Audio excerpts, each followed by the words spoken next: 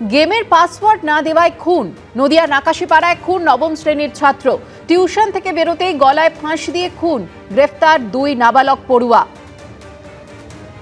নদিয়ার নাকাশিপাড়ার ঘটনা। গেমের পাসওয়ার্ড না দেওয়ায় খুন নবম শ্রেণীর ছাত্র।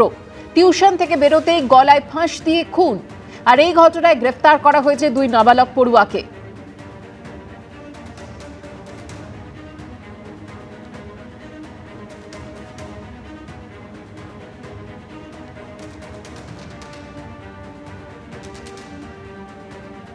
গলায় ফাঁস দিয়ে খুন করা হয়েছে নবম শ্রেণীর ছাত্রকে। গ্রেফতার 2 নাবালক পড়ুয়া। গেমের পাসওয়ার্ড না দেওয়ায় খুন, এমনটাই জানানো হয়েছে পুলিশের তরফ থেকে। নদিয়ার নাকাশিপাড়ায় খুন নবম শ্রেণীর ছাত্র।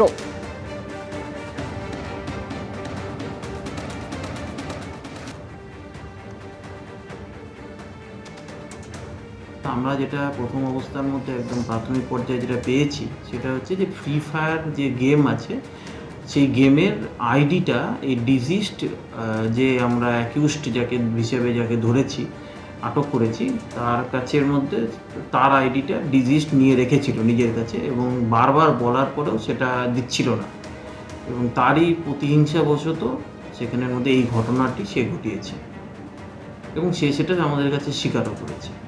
টানা 42 দিনের আন্দোলন। রাজনীতিকে দূরে সরিয়ে রেখে গান্ধীবাদী পথে আন্দোলন করে রাজনৈতিক দলের থেকেও বেশি সফল হলেন জুনিয়র ডাক্তাররা। হাজার প্রতিকূলতা থেকে ধেয়ে আসা আক্রমণকে উপেক্ষা করে শেষমেশ নিজেদের দাবি ছিনিয়ে আনলেন। পাশে পেলেন বাংলা ও দেশের অসংখ্য মানুষকে। সমর্থন উপচে পড়েছে বিদেশ থেকেও।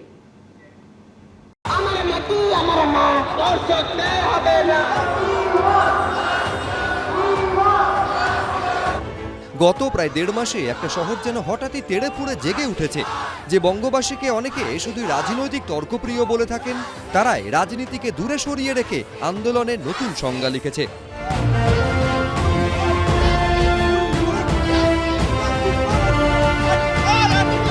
আর এর শুরুটা করেছেন কয়েকজন ঝকঝকে জুনিয়র ডাক্তার, যারা দেখিয়ে দিয়েছে গান্ধীবাদী আন্দোলনের মধ্যে দিয়ে পুলিশের লোহার ব্যারিকেডকেও হার মানানো যায়।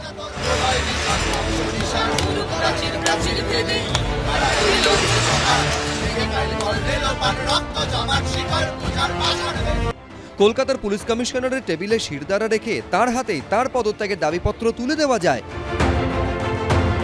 দাবিতে অনড় থেকে রোদ ঝড় জলে স্বাস্থ্য ভবনের সামনে ঠায় বসে থাকা যায়। রাজ্যের মুখ্যমন্ত্রীকে নতি স্বীকারে বাধ্য করে তার কাছ থেকে দাবি ছিনিয়ে আনা যায়। অনেকদিন গা বাঁচিয়ে পিঠ বাঁচিয়ে আমার তো হয়নি, ওর হয়েছে, এইসব ভেবে আমরা চলেছি। আজকে হঠাৎ করে সবাই জেগে উঠেছে, আর কেউ ঘুমোবে না। কলকাতা শহরের অনেকাংশে বেঁকে যাওয়া সিঁড়িটা সোজা হয়ে গেছে। আমরা আমাদের জীবনের কমফর্ট জোন থেকে বেরিয়ে রাজপথে নেমেছি। আজকে প্রথম পর্যায়ের আন্দোলনের ইতি, দ্বিতীয় পর্যায়ে শুরু। অনেকে বলছেন জুনিয়র ডাক্তাররা যা করেছেন ইদানিংকালে কোনো বিরোধী রাজনৈতিক দলও তা করে দেখাতে পারেনি। কেউ কেউ আবার বলছেন রাজনীতির ছোঁয়া এড়িয়েছেন বলেই যে কোনো রাজনৈতিক দলের থেকে সফল আন্দোলন করে দেখাতে পেরেছেন এই জুনিয়র ডাক্তাররা। দল মত নির্বিশেষে তাদের পাশে এসে দাঁড়িয়েছে গোটা শহর। আমাদের সমাজের সমস্ত মানুষের মনের দরজা খুলে দিল, প্রতিবাদ করতে শেখালো। একটা মেয়েকে অন্যায়ভাবে মেরে ফেললো হসপিটালের মধ্যে, তারই বিরুদ্ধে দাঁড়িয়ে ডাক্তাররা যে প্রতিবাদটা করলো আজকে 1.5 মাস ধরে, অভূতপূর্ব। আমি বৃদ্ধ বয়সেও আমি ঘরে থাকতে পারিনি, আমি ডাক্তারদের পাশে এসে দাঁড়িয়েছি বারবার করে। স্বাধীনতার আন্দোলন থেকে খাদ্য আন্দোলনে বারবার উল্লেখযোগ্য ভূমিকা নিয়েছে বাঙালিরা, কিন্তু গত কয়েক বছরে মাঝে মধ্যেই প্রশ্ন উঠেছে, বাঙালি কি প্রতিবাদের ভাষা ভুলে গেল? হারিয়ে যাওয়া সেই প্রতিবাদের স্পিরিটটাই যেন ফের ফিরে এলো গত প্রায় 1.5 মাসের আন্দোলনে। একটা মেয়ে প্রাণ দিয়ে যেন সবার সব ভয় মুছে দিল। শেষ হচ্ছে না, অনেক শক্তি আছে এই প্রতিবাদের। তার কারণ এটা কোনো রাজনৈতিক ভাবে প্রতিবাদ নয়, এটা মানুষের মনের ভেতর থেকে প্রতিবাদটা বেরিয়ে এসেছে। চিত্ত যেথা ভয় শূন্য, উচ্চ যেথা শির, সেই কবে লিখে গেছিলেন রবীন্দ্রনাথ ঠাকুর। অনেকে বলছেন রবি ঠাকুরের দেখানো পথে ভয় শূন্য চিত্তে শির উঁচু রেখেই নিজেদের দাবির পক্ষে লড়ে গিয়েছেন এই জুনিয়র ডাক্তাররা। সৌমিত্র রায়, এবিপি আনন্দ।